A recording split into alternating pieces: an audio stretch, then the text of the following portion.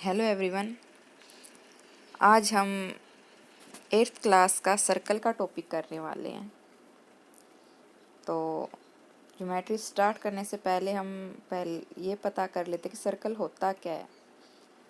तो सर्कल उसे बोलते हैं कि वृत्त दृश्य कलाओं की 4 मुख्य आकृतियों में से एक है। ज्यामिति में वृत्त का अपना एक अलग महत्व है। किसी बिंदु के समान दूरी पर खींची गई वक्र रेखा से घिरा हुआ अक्षेत्र यानी कि एरिया वृत्त होता है। वृत्त की ना कोई भुजा होती है और न ही शीर्ष होता है। यह एक सपाट द्वि-आयामी आकृति है यानी कि प्लेन 2 डायमेंशनल। तो अब इसके भी अलग अलग जानकारियां हैं वृत्त के बारे में कि केंद्र किसे कहते हैं, परिधि किसे कहते हैं। तो चलो इसके बारे में पता कर लेते हैं। आओ बच्चों, हम वृत्त से जुड़ी अन्य जानकारियों से परिचित हैं। तो पहला हमारा जिसमें आता है वो है केंद्र यानी कि सेंटर। तो केंद्र कहते किसे हैं? जिस बिंदु पर प्रकार की नोक रखकर वृत्त खींचते हैं वह केंद्र होता है। तो आप इस डेफिनेशन के नीचे देख सकते हैं कि आकृति दी गई है और जो सेंटर में बिंदु दिया गया है उसे हम बोलते हैं केंद्र बिंदु यानी कि सेंटर पॉइंट। अगला हमारा आता है परिधि। वृत्त को घेरने वाली एक वक्र रेखा परिधि होती है। आप इसके नीचे भी देखिए, एक आकृति दी गई है और जो रेड लाइन लगाई गई है वो हमारी परिधि है।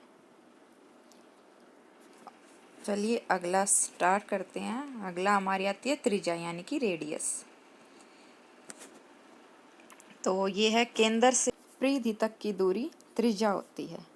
यह वृत्त का अर्धव्यास भी है।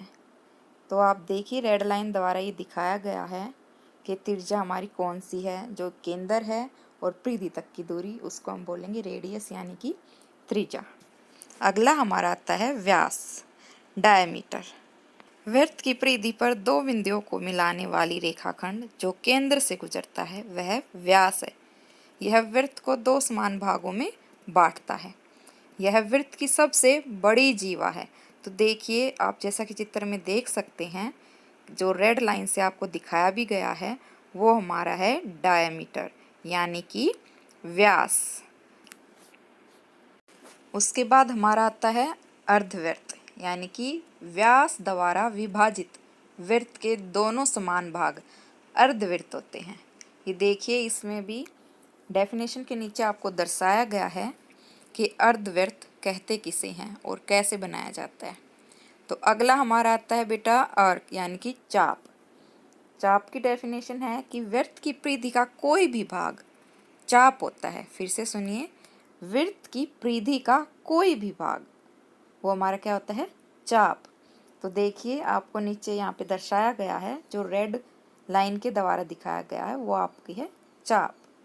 अगला हमारा आता है जीवा, कॉर्ड, यानी कि परिधि पर स्थित 2 बिंदुओं को मिलाने वाला रेखाखंड जीवा होता है।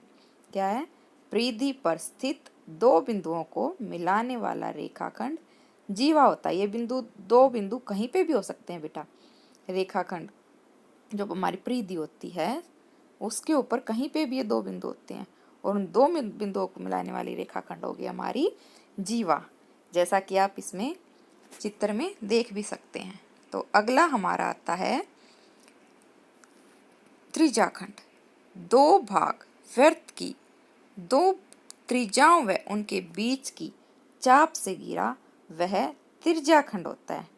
यानी कि आप फिर से सुन लीजिए, जो भाग वृत्त की 2 त्रिज्याओं व उनके बीच की चाप से घिरा हो वह हमारा होता है त्रिज्याखंड, जैसा कि आपको चित्र में दर्शाया भी गया है। अगला हमारा है वृत्तखंड यानी कि जीवा द्वारा विभाजित, जो जीवा द्वारा विभाजित वृत्त भाग वृत्तखंड होता है। यानी कि जब जीवा हमारे वृत्त को 2 भागों में बांटती है उसको हम बोलते हैं वृत्तखंड। बड़े भाग को दीर्घ वृत्तखंड और छोटे भाग को बोला जाता है बेटा लघु वृत्तखंड, जैसा कि आप चित्र में देख भी सकते हो। उसके बाद आता है हमारा स्पर्श रेखा। तो वृत्त की परिधि पर एक बिंदु से गुजरने वाली रेखा स्पर्श रेखा होती है।